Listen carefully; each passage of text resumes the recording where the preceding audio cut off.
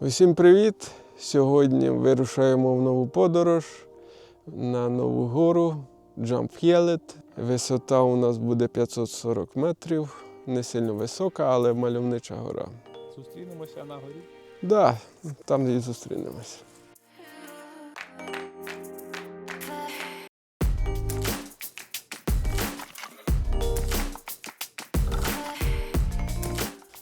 Да, у нас вже осінь.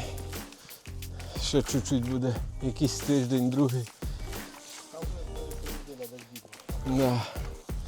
Дощі, вітра.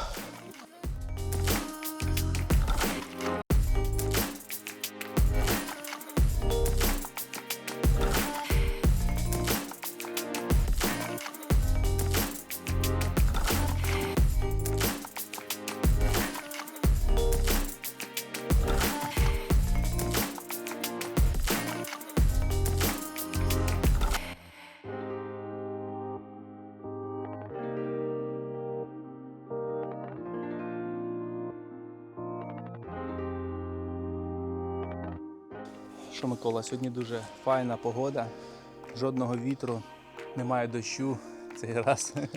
Да, баб'є літо. Тому що ми раніше сюди підіймалися, але була дуже кепська погода.